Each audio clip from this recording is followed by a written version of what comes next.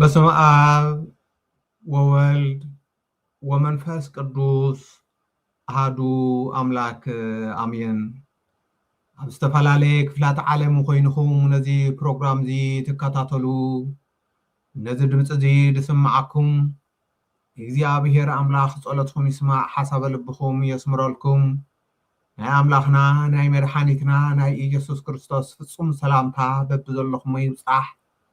ሰላማዊ እግዚአብሔር ሰላሙ ይብዛሓልኩም ናይ አደና ቅድስተ ቅዱሳን አምላክ ድንግል ማርያም በረከታ ረድኤታ አማላጅነታ ጣዕመ ፍቅራ አይፈለይኩም ባር ኩራንን ህዝበ ክርስቲያን እዚ ተከታተልዎ ዘለኹም ሰዋስው ሚድያ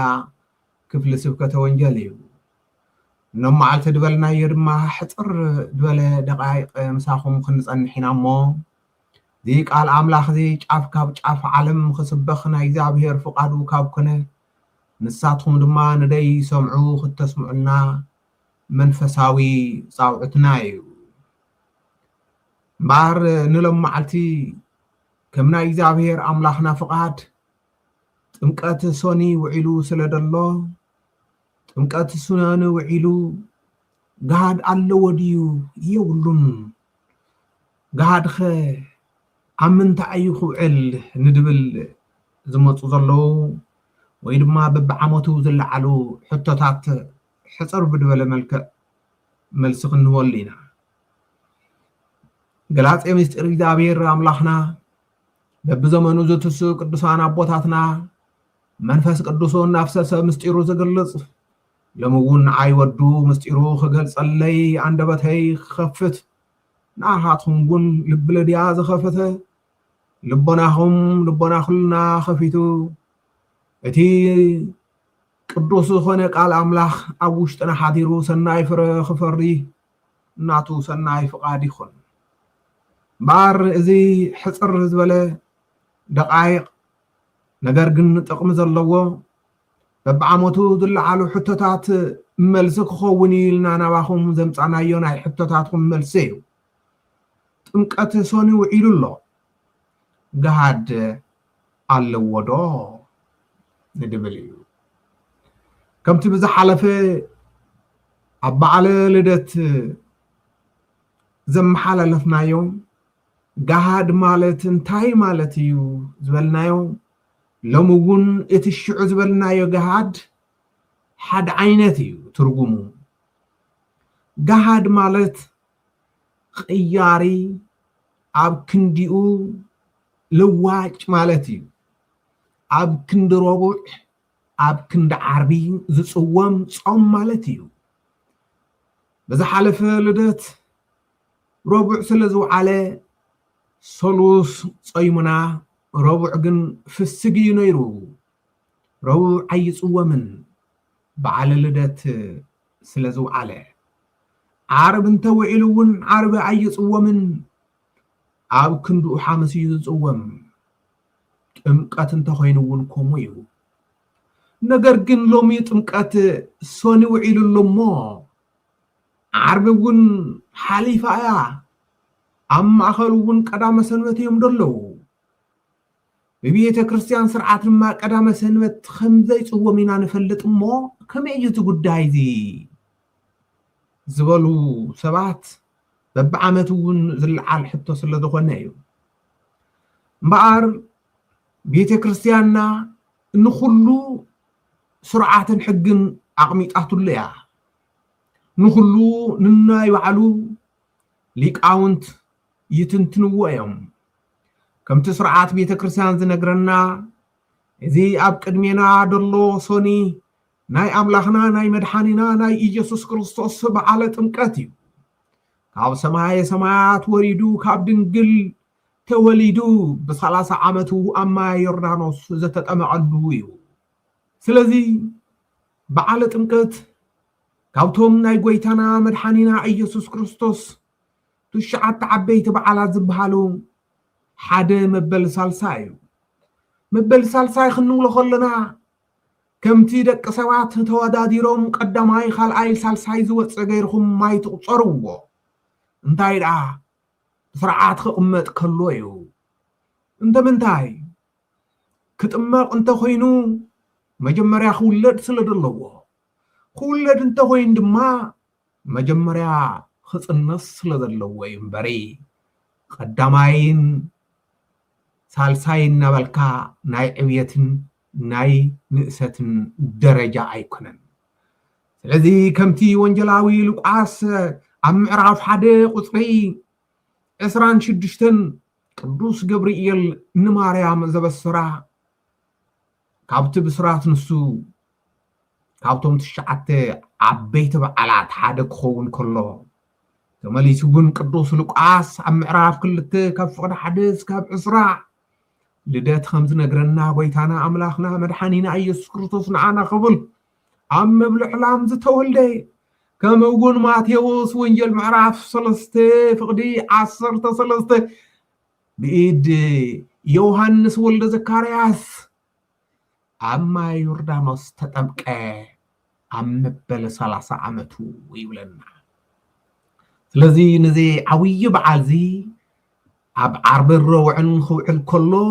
ናይ ጎይታና በዓል ካብ ዓርብ ረውዕን ስለዝዓቢ ኣብ ትዕለት ንሱ ክፅውም ስለዘይኽእል ቤተ ክርስቲያን ኣብ ክንዲ ረቡዕ ሰሉስ ኣብ ክንዲ ዓርብ ሓሙስ ኣቐሚጣትልና እያ ነገር ግን ኣብ ክንዲ ሶንኸ መን ተቐሚጡ ክኸውን ንብል ከምቲ ኩሉ ግዜ ንብሎ ፍትህ መንፈሳዊ ዝብል ዓብይ ናይ ቤተ ክርስቲያን ናይ ሕጊ መፅሓፍ ወይ ድማ ፍትሐ ነገስት ማለት በእንተ ኩሎም ኣጽዋማ ዝብል ኣብ ዓንቀጽ 15 ደሎ ብዛዕባ ልደትን ብዛዕባ ጥምቀትን ኣቐሚጥዎ እዩ ከምኡ እውን ኣብ ወርሒ ጥሪ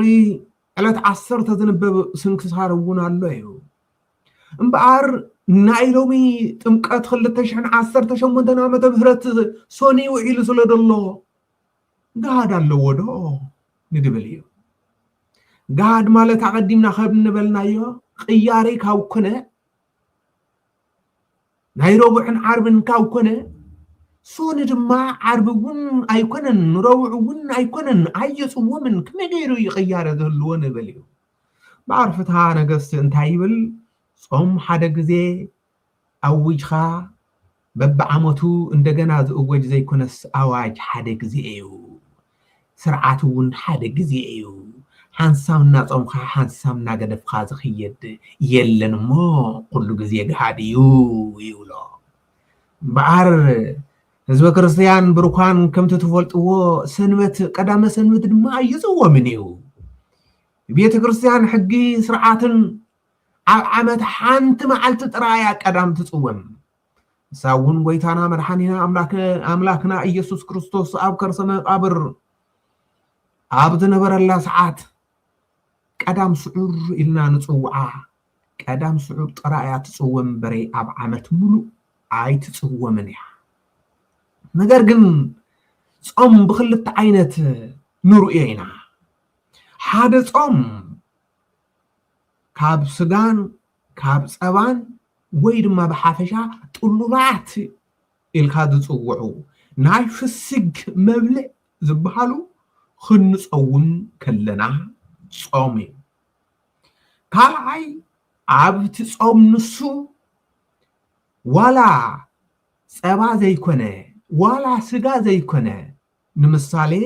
ዋላ ካብ ማይን ካብ ሓምልን ዘይንወልዐሉ ናይ ሰዓታት ውሳኔ ኣሎ ንምሳሌ